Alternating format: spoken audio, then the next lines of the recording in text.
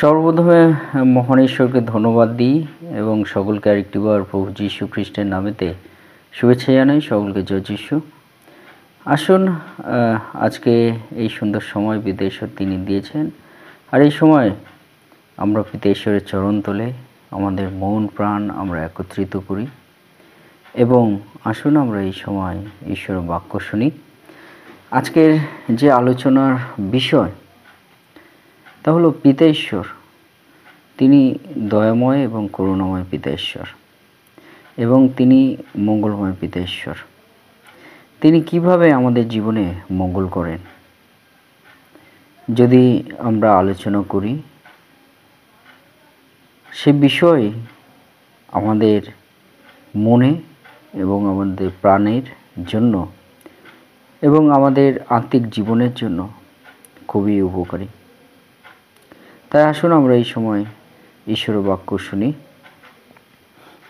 গীতসংহিতা 34 অধ্যায় 8 পদ। আস্বাদন করিয়া দেখো, সদাপ্রভু মঙ্গলময়, ধন্য সে ব্যক্তি যে তাহার শরণাপন্ন। ঈশ্বর তার বাক্যে আমাদের প্রত্যেকে আশীর্বাদ যুক্ত করুন, আমেন। আজকে পিতা ঈশ্বর তিনি আমাদেরকে যে বিষয় তিনি আমাদের বলতে চান, যে পিতা ঈশ্বর তিনি মঙ্গলময় প্রভু এবং সেই মঙ্গলময় প্রভুকে আমরা কিভাবে জানব। প্রথম যে বিষয়, পিতা ঈশ্বর তিনি আমাদেরকে বলছেন যেন আমরা আস্বাদন করিয়া দেখি।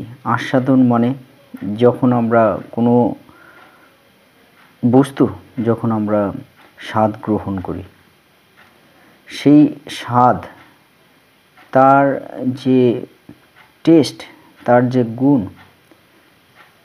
যখন আমরা তা ভোজন করি তখন আমরা সেই স্বাদ কিন্তু আমরা পাই। কোনো জিনিসের স্বাদ কখনো আমাদের তিতো লাগে, কখনো মিষ্টি লাগে, কখনো আমাদের কাছে সেটি ঝাল লাগে। আর এইভাবে কিন্তু আমরা এক একটা বস্তুর আমরা স্বাদ আমরা গ্রহণ করি, আমরা বুঝতে পারি যে আমরা যা ভোজন করছি তার স্বাদ কেমন, সেটি টক নাকি ঝাল নাকি মিষ্টি নাকি তিতো, সে বিষয়গুলো তখন আমরা জানতে পারি। সেই ঠিকভাবে আজকে সদাপ্রভু মঙ্গলময়, তিনি যে মঙ্গলময় সেটি আমরা কিভাবে আমরা বুঝতে পারব।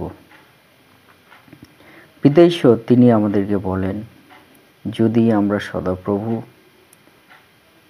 তিনি মঙ্গলময় সেই বিষয় যদি আমরা জানতে চাই, আমাদেরকে তার স্বাদ গ্রহণ করতে হবে।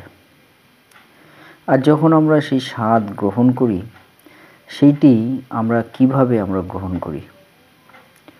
প্রথম যে বিষয়, যখন আমরা স্বাদ গ্রহণ করি আমরা কিন্তু নিজ চেষ্টায় আমরা গ্রহণ করি।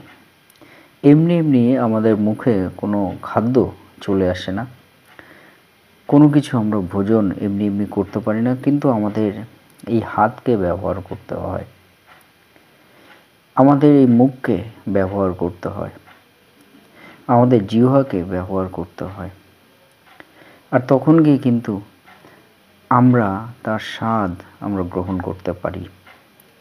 সেই ঠিকভাবে ঈশ্বর তিনি মঙ্গলময়, সেটি আমরা কিভাবে আমরা বুঝব। আমাদেরকে যেমন হাত, মুখ, জিহ্বা, দাঁত, এইগুলো সমস্ত কিছু আমাদের কিন্তু ব্যবহার করার মধ্য দিয়ে আমরা স্বাদ গ্রহণ করতে পারি। আর এইটির মধ্য দিয়ে একটা পরিশ্রম আছে, একটা ইচ্ছা আছে, একটা কার্য আছে। সেই ঠিকভাবে সদাপ্রভুকে তিনি যে মঙ্গলময় সেটি আমরা কিভাবে আমরা জানতে পারবো। আমাদের ইচ্ছা, আমাদের কার্য, আমাদের সেই লক্ষ্য আমাদের জীবনে যদি আমরা রাখি, তাহলে সদাপ্রভুর প্রতি আমরা যদি কার্যকরী হই, সদাপ্রভুর প্রতি আমাদের যদি মন ইচ্ছা আমরা রাখি, তাহলে কিন্তু সেই সদাপ্রভু তিনি মঙ্গলময়, তা আমরা বুঝতে পারব। হালেলুয়া। সেইভাবে কিন্তু আমরা সদাপ্রভুকে আমরা জানতে পারব, সেইভাবে কিন্তু আমরা সদাপ্রভুকে আমাদের জীবনে আমরা আস্বাদ করতে পারব। আমরা যেমন ভোজনের মধ্য দিয়ে আমরা স্বাদ গ্রহণ করি, সঠিকভাবে সদাপ্রভুর জন্য আমাদের জীবনে একটা কার্য দরকার আছে। তার কাছে গিয়ে আমরা সেই স্বাদ আমরা গ্রহণ করতে পারব, এবং সেই স্বাদ গ্রহণ করার জন্য আমাদেরকে কি করা দরকার আছে? ঈশ্বরের বাক্য এবং প্রার্থনা আমাদের করা দরকার আছে। আর সেই প্রার্থনার মধ্য দিয়ে কিন্তু আমাদের ভক্তিশীল জীবন প্রকাশ পায়, আমাদের ঈশ্বর প্রতি ধ্যান প্রকাশ পায়। আর যখন এই সমস্ত কিছু আমরা করতে পারি, তখন সদাপ্রভু মঙ্গলময় সেটি কিন্তু আমরা জানতে পারব, সেটি কিন্তু আমরা বুঝতে পারব। হালেলুয়া।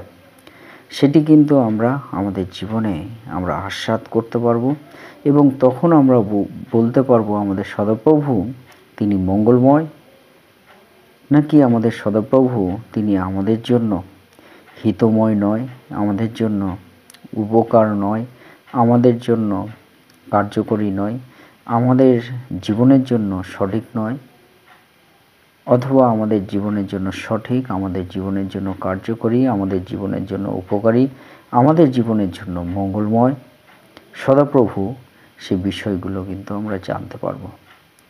তাই আমার দূর থেকে আমরা কোনো জিনিসের স্বাদ যেমন আমরা গ্রহণ করতে পারবো না, তা আমরা বুঝতে পারবো না যে সেই জিনিসে কি স্বাদ আছে, কেমন টেস্টফুল হয়েছে, কেমন স্বাদপূর্ণ হয়েছে, আমরা দূর থেকে আমরা কিন্তু কখনোই আমরা বলতে পারবো না কোনো কিছুর। সেই জন্য আমাদেরকে সেটি স্বাদ গ্রহণ করার প্রয়োজন আছে। সঠিকভাবে সদাপ্রভু তিনি যে মঙ্গলময়, তাকে জানার জন্য আমাদের স্বাদ গ্রহণ করার দরকার আছে। হালেলুয়া। তাই আজকে আপনাদেরকে বলতে চাই, সদাপ্রভু তিনি মঙ্গলময়, সেটি কিভাবে আমাদের সম্ভব আছে? আমাদের ঈশ্বরের কাছে যেতে হবে, আমাদের ঈশ্বরের কাছে আমাদের যেতে হবে, তার সম্মুখে আমাদের যেতে হবে। যখন আমরা যেতে পারবো, যখন সদাপ্রভুর শরণাপন্ন হব, তখন কিন্তু সদাপ্রভুকে আমরা জানতে পারবো যে আমাদের সদাপ্রভু তিনি মঙ্গলময়। হালেলুয়া। তাই বাক্যে সেই জন্য বলে, আস্বাদন করিয়া দেখো সদাপ্রভু মঙ্গলময়, ধন্য সেই ব্যক্তি যে তাহার শরণাপন্ন। অর্থাৎ ঈশ্বরের স্মরণে, ঈশ্বরের চরণে, ঈশ্বরের কাছে, ঈশ্বরের নিকটবর্তী যখন আমরা হই, আমরা অবশ্যই জানতে পারবো আমাদের ঈশ্বর তিনি মঙ্গলময়।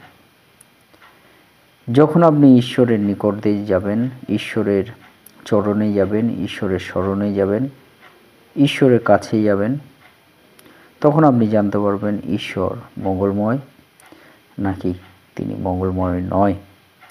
তাই মঙ্গলময় ঈশ্বর আজকে আপনাদেরকে বলতে চাই, আমাদের ঈশ্বর মঙ্গলময়। আর সেই মঙ্গলময়তা আপনি দূর থেকে কখনো অনুভব করতে পারবেন না, দূর থেকে সেই স্বাদ গ্রহণ করতে পারবেন না। কিন্তু যখন আপনি ঈশ্বরের চরণে আসবেন, ঈশ্বরের স্মরণে আসবেন, ঈশ্বরের নিকটবর্তী হবেন, ঈশ্বরের কাছে যাবেন, তখন আপনি জানতে পারবেন ঈশ্বর মঙ্গলময়, এবং আপনি সেই সঙ্গে সঙ্গে আশীর্বাদ প্রাপ্ত ব্যক্তি। কারণ বাক্যে বলে, যে আস্বাদন করিয়া দেখো সদাপ্রভু মঙ্গলময়, ধন্য সেই ব্যক্তি, ধন্য বলতে আশীর্বাদ প্রাপ্ত সেই ব্যক্তি যে তাহার শরণাপন্ন, অর্থাৎ ঈশ্বরের নিকটবর্তী যে আসে, ঈশ্বরের কাছে যে আসে, ঈশ্বরের সম্মুখে যে আসে, ঈশ্বরের সঙ্গে যে যোগাযোগ রাখে, সে হলো আশীর্বাদপ্রাপ্ত ব্যক্তি, এবং সে ঈশ্বরের স্বাদ গ্রহণ করতে পারে, ঈশ্বরকে অনুভব করতে পারে। ঈশ্বর মঙ্গলময়। তাই আজকে আপনাদেরকে উৎসাহিত করতে চাই। আপনাদের কি মনে হয়, ঈশ্বর কি মঙ্গলময়? ঈশ্বর কি আপনার জীবনে মঙ্গলময় কার্য করবেন? যদি আপনার মনে হয়, তাহলে আজকে আপনাদেরকে উৎসাহিত করতে চাই। অবশ্যই ঈশ্বর তিনি আপনার জীবনে মঙ্গলময় কার্য অবশ্যই করবেন।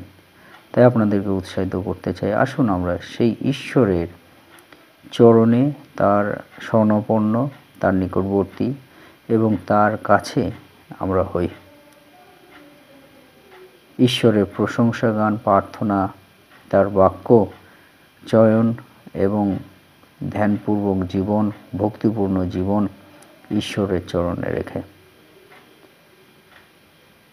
ঈশ্বর তার বাক্যে আমাদের প্রত্যেককে আশীর্বাদযুক্ত করুন। আমেন। জয় যিশু, জয় যিশু, জয় যিশু।